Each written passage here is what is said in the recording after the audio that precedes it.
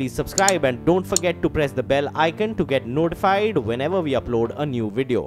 त्रिपुरा विधानसभा चुनाव के लिए वोटिंग जारी है और आज कुल 60 सीटों में से 59 सीटों के लिए वोट डाले जा रहे हैं। सुबह 11 बजे तक कुल 23.25% मतदान रिकॉर्ड किया गया। बीजेपी की नजर त्रिपुरा में 25 साल से सत्ता में रही लेफ्ट फ्रंट को मात देने पर है। वहीं मुख्यमंत्री माणिक सरकार के लिए 5वीं बार सरकार बनाने का मौका हो सकता है।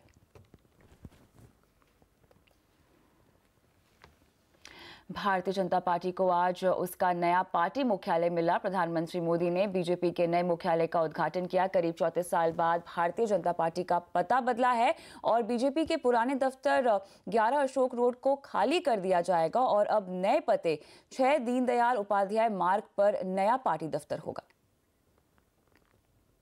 इस मौके पर पीएम मोदी ने कहा कि बीजेपी लोकतांत्रिक तरीके से चलने वाली सबसे बड़ी पार्टी है। आडवाणी जी संगठनात्मक लोकतांत्रिक व्यवस्थाएं उसके विषय में गहन अध्ययन करा करते थे और भंडारी जी बराबर कोई कॉम्प्रोमाइज किए बिना बिल्कुल संविधान के तहत पार्टी कैसे चले, सदस्यता कैसे बने, प्रक्रियाएं कैसे सही हो, इसके लिए बहुत बारीकी से काम करने वाला हमारे पास नेतृत्व था। और इन्हीं चीजों के कारण आज भी भारतीय जनता पार्टी का पिंड 100% लोकतांत्रिक पिंड है हमारा।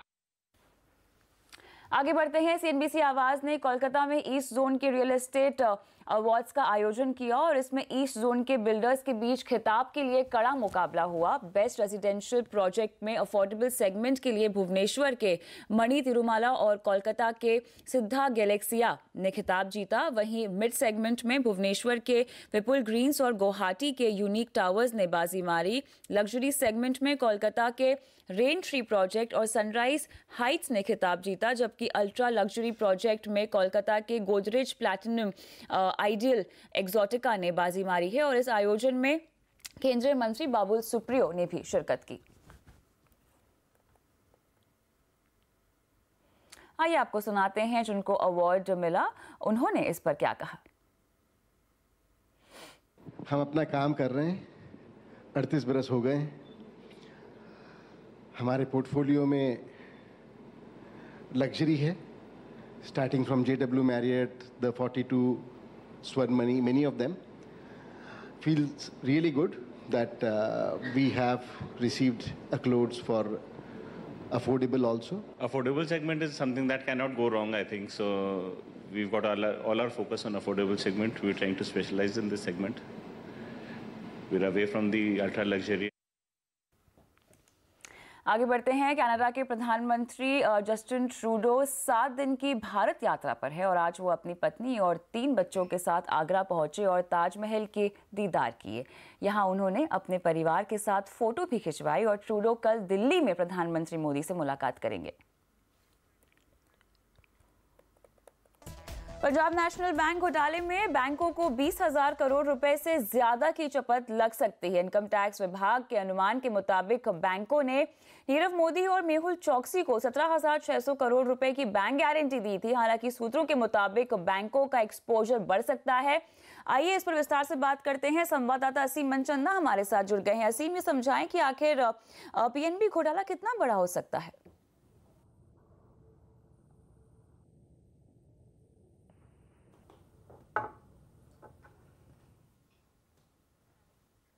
चलिए, यहाँ पर जो हमें खबर मिलती हुई दिखाई दे रही है 20,000 या 30,000 करोड़ तक ये पूरा आंकड़ा जा सकता है फिलहाल।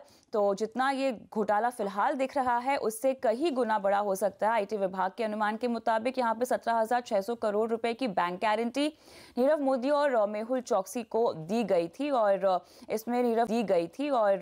इसमें नीरव मोदी और गीतांजलि जेम्स एंड ज्वेलरी को दी गई बैंक गारंटी भी शामिल है। असीम हमारे साथ जुड़ चुके हैं। असीम, ये बताएं कि आखिर ये घोटाला कितना बड़ा हो सकता है।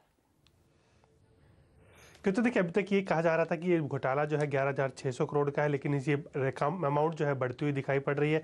खासतौर पे कि जो नीरव मोदी हैं उनके साथ मेहुल चोकसी है, उनसे जुड़ी हुई जितनी भी कंपनियां उनको बैंक गारंटी और लोन जो है 17,600 करोड़ रुपए के आसपास का जो है वो दिया गया था। जिस तरह से जांच आगे बढ़ रही है उस तरह से निकल करके आ रहा है कि घोटाला जो है 20,000 करोड़ रुपए से ज़्यादा का जो है वो हो सकता है। अभी फिलहाल इनकम टैक्स जो विभाग है उसने इनिशियल जाँच की, उससे पाया कि कहीं ना कहीं ये घोटाला जिससे बाकी जो बैंक जो जुड़े हुए हैं उसकी रकम जो है 20,000 करोड़ से ज़्यादा जो है बढ़ सकती है। जांच अभी शुरुआती स्टेज पर है, बाकी बैंक्स भी अपने आप जो अकाउंट्स हैं वो खंगाल रहे हैं। जैसे जैसे उनको पता लगेगा कि कौन कौन सी कंपनियों को एक्सटेंड किया गया है, लोन जो दिया गया और बैंक गारंटी दी गई है, तो ये और सामने आ जाएगा। लेकिन ये घोटाला कहीं ना कहीं 20,000 करोड़ रुपये से ज़्यादा का हो सकता है, ना कि योगी 11,600 करोड़ रुपये का नुकसान जो PNB की बात कर रही थी, बात चल रही थी, बाकी बैंकों के साथ मिला करके ये कहीं ना कहीं घोटाला 20,000 करोड़ से ज़्यादा का है। बिल्कुल। साथ ही एक अपडेट आई है इस पूरे मामले में और उस पर भी आपकी प्रतिक्रिया हम चाहेंगे असीम। पंजाब नेशनल बैंक घोटाले में CVC ने भी अपनी पड़ताल शुरू कर दी है। CVC ने पंजाब नेशनल बैंक और वित्त मंत्रालय के बड़े अधिकारियों को समन भी किया है। दरअसल LOU जारी करने को लेकर नियमों की अनदेखी यहाँ पर की गई है और CVC ने इसको लेकर जवाब भी मांगा है। जांच एजेंसियों के छापे आज भी जारी है।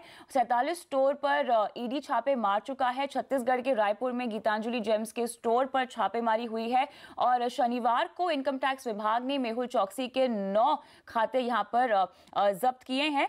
लेकिन आप हमें ये बताएं कि अब सेबी की ओर से जो मामला सामने आ रहा है और सेबी ने ये कहा है कि ट्रेड डिटेल्स मांगी है और कंपनियों द्वारा किए गए नियमों के उल्लंघन की जांच से सेबी कर रहा है। इसको लेकर क्या अपडेट है और किन किन मामलों में आखिर सेबी अब जांच कर रहा है? देखिए, अगर आज मैं ईडी की बात करूं तो ईडी ने करीबन 45 जगहों पर छापेमारी की है और अगर सेबी की बात की जाए तो सेबी जो है पूरे मामले की जांच कर रहा है कि और कितने लोग इसमें इन्वॉल्व है या बैंक बाकी पूरी तरह से सेफ है या नहीं है। तो वो सारी जानकारी जो है बैंकों से मांगी गई है। बैंकों को कहा गया है कि आप पूरा अपने जितने भी डायमंड ट्रेडर्स हैं उनकी जाँच जो है वो कीजिए। इसके अलावा कॉर्पोरेट अफेयर मंत्रालय जो है वो भी इसकी जाँच कर रहा है। करीबन 150 से ज़्यादा कंपनियाँ जो है नीरव मोदी से जुड़ी हुई वो इसके स्कैनर पे है। करीबन 4 कंपनियाँ जो थी जिसके ऊपर नीरव मोदी डायरेक्टर थे और बाकी कंपनी जिसके ऊपर उनके कुछ ना कुछ उनसे रिलेशनशिप रहे हैं, उनकी भी जांच जो है वो चल रही है। तो जल्दी सारा मामला निकल करके सामने आएगा कि किन किन कंपनियों के जरिए जो है घोटाला किया गया और किन जरियों के जरिए पैसा जो है वो ट्रांसफर जो है वो किया गया।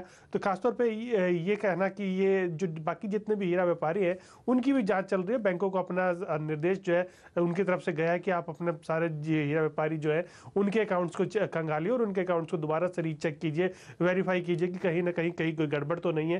क्योंकि जिस तरह से निकल करके आ रहा है कि घोटाला और बड़ा हो सकता है और सारे व्यापारी जो है इसमें पूरी तरह से इन्वॉल्व थे, तो उसको देखते हुए ये पूरी जांच जो है दोबारा से पूरा बैंक सिस्टम को खंगालने की तैयारी जो है वो की जा रही है।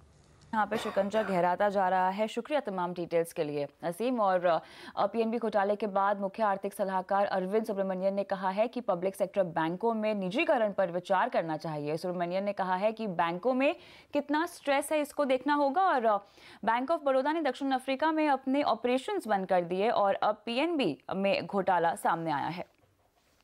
RBI के पूर्व डिप्टी गवर्नर R गांधी ने हमसे बातचीत में कहा कि बैंकों के निजीकरण का फ्रॉड से कोई संबंध नहीं है। सरकारी बैंक में हुए फ्रॉड का असर टैक्स पेयर पर नहीं पड़ना चाहिए। वहीं उन्होंने ये भी कहा कि प्राइवेट बैंकों में भी घोटाले के मामले सामने आए हैं। Any loss because of the fraud, it should not automatically devolve on the government, that is public. Instead, the private owners who would manage, they should be able to bear those losses. It is not that in the private banks the frauds are not happening, because they are able to bear it out of their own provisions and losses. It doesn't get much publicized. Whereas public sector banks, the provisioning and the capital requirement has to come from the government and ultimately from the National Exchequer. So that is why greater scrutiny, greater attention, media attention, everything is on the public sector bank. घोटाले को लेकर blame game भी शुरू हो गया है। रक्षा मंत्री निर्मला सीतारमण, कांग्रेस अध्यक्ष राहुल गांधी और वरिष्ठ कांग्रेस नेता अभिषेक मनु सिंघवी को घोटाले में लपेटा और इस पर अभिषेक मनु सिंघवी ने निर्मला के खिलाफ मानहानि का केस करने की चेतावनी दी। रक्षा मंत्री के ओहदे में बैठी हुई एक मंत्री बीजेपी के कहते हैं कि मेरा संबंध है नीरव मोदी या चोकसी या उनकी कंपनी से या मेरे परिवार का संबंध है। ये उनके प्रेस कॉन्फ्रेंस में कहा है, जो झूठ है, डेफेमेटरी है, मानहानि है। न मेरे 2 बच्चे, न मेरे परिवार का कोई व्यक्ति, न मेरे से संबंधित कोई कंपनी या मेरे परिवार से संबंधित कोई कंपनी कि किसी प्रकार की कोई भी बिजनेस डीलिंग किसी भी नीरव मोदी, मेहुल चौकसी, गीतांजलि जेम्स या किसी फायर स्टार से नहीं है। इधर राहुल गांधी ने आज ट्वीट कर प्रधानमंत्री मोदी और वित्त मंत्री जेटली पर फिर निशाना साधा है। उन्होंने कहा कि पीएम मोदी ने बच्चों को परीक्षा पास करने के लिए टिप्स देने पर 2 घंटे तक बोल सकते हैं, लेकिन उनके पास 22,000 करोड़ रुपए के घोटाले पर बात करने के लिए 2 मिनट नहीं है। वित्त मंत्री जेटली भी कुछ नहीं बोल रहे हैं।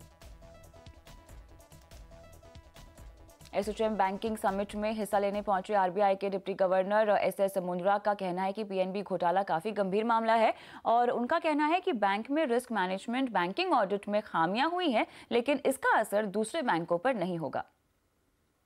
लेटर ऑफ क्रेडिट इशू किए गए थे, वो फ्रॉड लेटर ऑफ क्रेडिट बोले जा रहे हैं इशू किए गए थे। कितना सिक्योर्ड है एक आम जनता का पैसा इन बैंक्स में? बैंक में जो एक रिस्क मैनेजमेंट होना चाहिए, जो एक कंट्रोल होना चाहिए, एक इंटरनल ऑडिट होना चाहिए, उसमें गंभीर खामियां हुई हैं, इसलिए इस तरह की घटना हुई है। और ज़्यादा ये बात अभी जो ज़्यादा महत्वपूर्ण है कि इस तरह की घटनाओं से सही सबक लिया जाए और आगे ऐसी व्यवस्थाएं की जाए ताकि इस तरह की घटनाएं फिर ना हो। और ये सिर्फ उस बैंक के लिए लागू नहीं है, ये सारी बैंकिंग इंडस्ट्री के लिए है कि सबने उससे सही सबक लेकर और फिर उसको लागू। ये पूरे बैंकिंग सिस्टम के लिए कितना बड़ा थ्रेट होगा या कितनी बड़ी समस्या होगी टैकल करना? कि बाकी बैंकों ने अगर किसी एक बैंक की एलओयू पे उसको आधार लेके और अगर क्रेडिट दी है तो मुझे नहीं लगता कि उनके ऊपर इसका कोई मतलब फिनेंशियल और आर्थिक असर आना चाहिए। तो वो इसका एक पहलू है। लेकिन ये बैंकों के लिए बैंकिंग इंडस्ट्री बहुत बड़ी है, ये सारे बहुत पुराने इंस्टीट्यूशंस हैं, इनके पास अपनी कैपेबिलिटी है। एक बार इनको धक्का तो लगेगा इससे, लेकिन इस समस्या से उभरेंगे, थोड़ा समय लगेगा। James and jewellery export promotion council ने अपने बयान में कहा है कि नीरव मोदी और गीतांजलि जेम्स का मामला पूरी जेम्स एंड ज्वेलरी इंडस्ट्री के लिए चिंता का विषय है। काउंसिल किसी भी व्यक्ति द्वारा किए गए गैर कानूनी काम की निंदा करती है और काउंसिल का कहना है कि बैंक द्वारा नीरव मोदी को दिए गए कर्ज की जांच होनी चाहिए।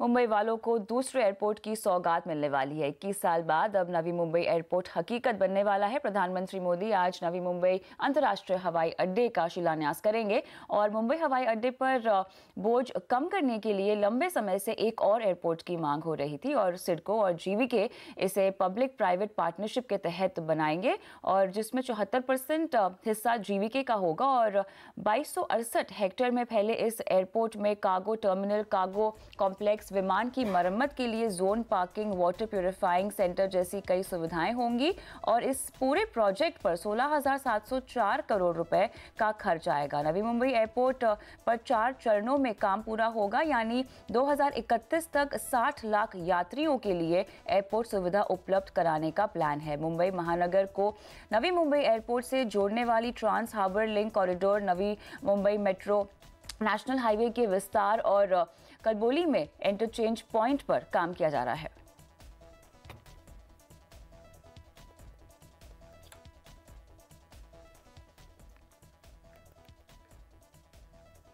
चलिए आपको हम दिखा रहे हैं यहाँ पर कि किस तरह से ये 4 हिस्सों में बांटा जाएगा और किस तरह से पूरा एयरपोर्ट का डेवलपमेंट होगा। आपको बता दें कि सिडको और जीवीके इसे पब्लिक प्राइवेट पार्टनरशिप में बना रहे हैं और ये जो पूरा एयरपोर्ट है ये 2268 हेक्टेयर में फैला हुआ है। और इतना ही नहीं, आपको बता दें कि यहाँ पर मुंबई महानगर को नवी मुंबई एयरपोर्ट से जोड़ने के लिए trans harbour link corridor, Navi Mumbai metro, national highway के विस्तार और कलबोली में इंटरचेंज पॉइंट पर भी काम किया जा रहा है। महाराष्ट्र में निवेश और बिजनेस को बढ़ावा देने के लिए आज शाम प्रधानमंत्री मोदी मैग्नेटिक महाराष्ट्र का उद्घाटन करेंगे और इस समिट में मुख्यमंत्री देवेंद्र फडणवीस को राज्य में 10 लाख करोड़ के निवेश की उम्मीद है। सम्मेलन के दौरान करीब 4000 MOUs पर हस्ताक्षर होंगे और इस समिट में कई बड़े उद्योगपति शामिल होंगे। 3 दिन तक चलने वाले इस सम्मेलन में विदेशों से 50 से ज्यादा निवेशक हिस्सा लेंगे। इंडस्ट्री और रोजगार को बढ़ावा देने के लिए यूपी सरकार 21 और 22 फरवरी को इन्वेस्टर्स समिट का आयोजन कर रही है। हमारे खास कार्यक्रम साक्षात्कार में यूपी के मुख्यमंत्री योगी आदित्यनाथ ने सिंडिसी आवास के प्रबंध संपादक आलोक जोशी से कहा कि नोएडा और ग्रेटर नोएडा में घर खरीदारों की दिक्कत जल्द दूर होगी और जल्द ही सरकार 40,000 मकानों का आवंटन करने जा रही है। साथ ही उन्होंने ये भी कहा कि सरकार सभी बिल्डरों का ऑडिट भी कराएगी।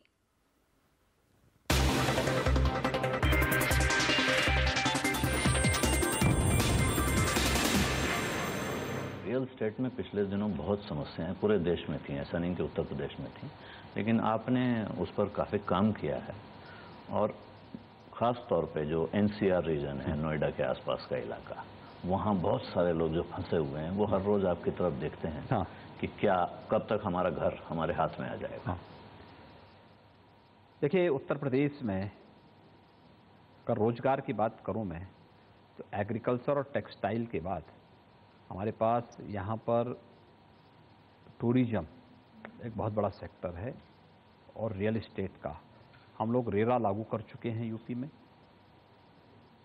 दूसरा, बिल्डर और बायर्स का जो प्रॉब्लम खड़ी की थी पिछले 8-10 वर्षों में NCR में, वो लगभग 1.25 लाख के आसपास आवास हैं जो पिछले 8-10 वर्षों में विवाद के कारण बने हुए हैं।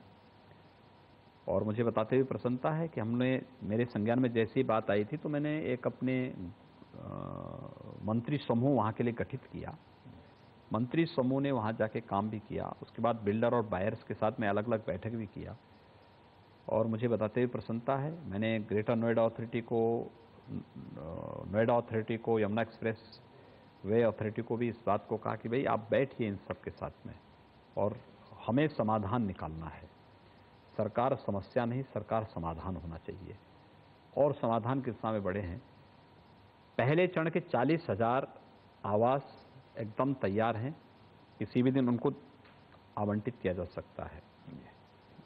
हम 3 महीने में 40,000 और देने जा रहे हैं और इस प्रकार से हम लोग एक को देने जा रहे हैं। दूसरा, हर बिल्डर का ऑडिट कराने के लिए हम लोगों ने कह दिया, उस पर कार्रवाई चल रही है। वो सारे बिल्डर मतलब जो जिनके प्रोजेक्ट फंसे हुए हैं वो, या जितने भी बिल्डर इसमें काम कर रहे हैं जिनके कारण ये सब चीजें फंसी हुई थी, उन सभी का।